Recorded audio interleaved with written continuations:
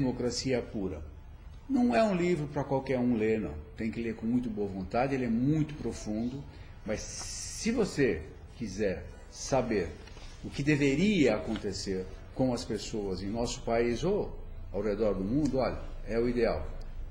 Como disse, não é uma leitura para você ler e, eu vou ler aqui agora, nossa, vou ler esse livro aqui em 1 hora. Não.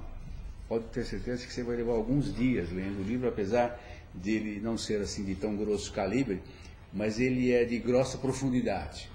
Faz você pensar, ele é contundente. Não sei se ele se dispõe a resolver os problemas do mundo, mas com certeza vai ajudar um bocado. Façam como, por exemplo, aqui o Jefferson Wagner de Carvalho. Jefferson, muito obrigado pela tua presença. Façam também como o Sandro Dias, que com 17 anos já está se envolvendo aqui com as coisas do nosso país, e o Jefferson, que tem só 26, por sinal já é pedagogo, da vez anterior ele participou do programa. Se você me permite, posso ler a pergunta dele? Pois não. Então vamos conversar por ordem, pelo Sandro, que mandou até antes de iniciar o programa. Sandro, muito obrigado. Eu gostaria de saber do professor se ele acredita na capacidade, mais ou menos aqui que nós estávamos falando, se ele acredita na capacidade do brasileiro exercer realmente a democracia.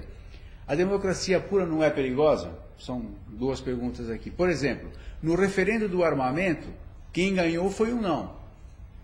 Ou seja, o plebiscito lá, o referendo, o plebiscito.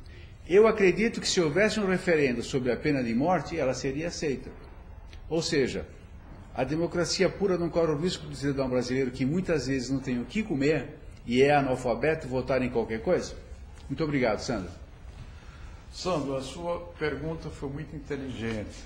Eu fiquei até, de certo modo, admirado com a sua idade em fazer uma pergunta dessa.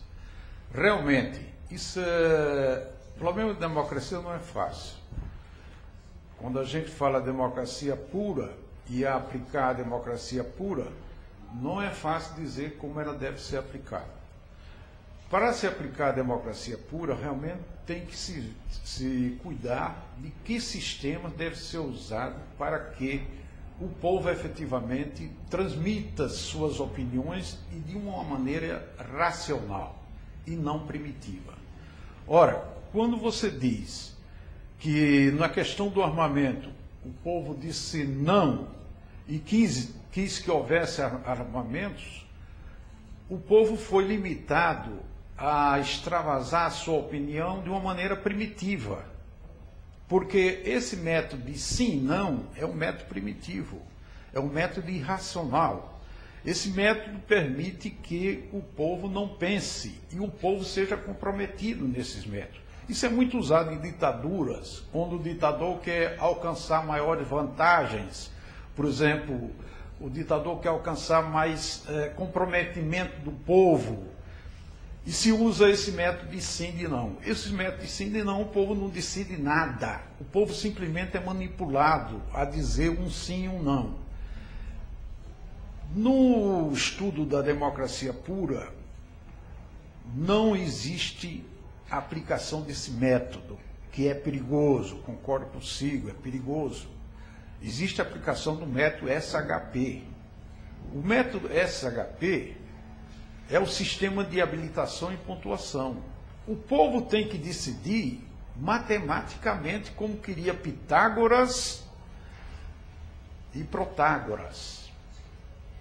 Os dois chegaram à conclusão, inclusive apoiado depois por Platão, de que qualquer decisão do povo tem que ser de uma forma matemática.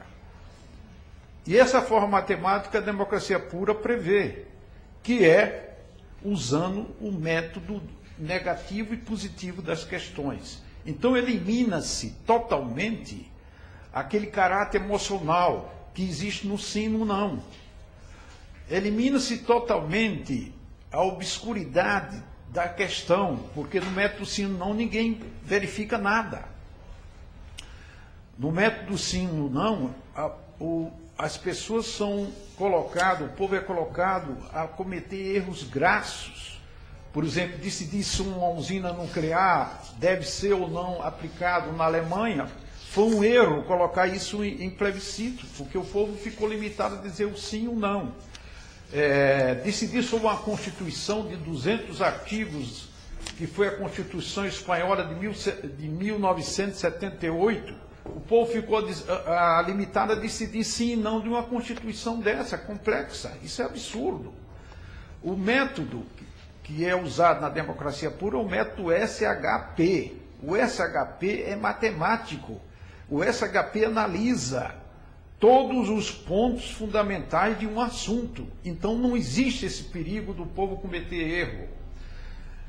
Apesar de que a média do povo para decidir um assunto ainda é melhor do que a média de um grupo isolado do povo. Por exemplo, se um grupo de políticos decide um assunto, é muito mais perigoso do que uma população toda brasileira. Mesmo que analfabeta seja, como ele mencionou. Mesmo que seja analfabeto, porque eu gostaria de explicar, Sandro, para se fazer democracia não precisa ter curso de doutor, não precisa ter alfabetização. Democracia, que o estudo que nós fizemos, democracia nós encontramos em tribos indígenas, com pessoas analfabetas sem nunca ter ouvido uma palavra nem uma letra. No entanto, eles decidem democraticamente numa perfeição extraordinária. O lance é a sabedoria, né?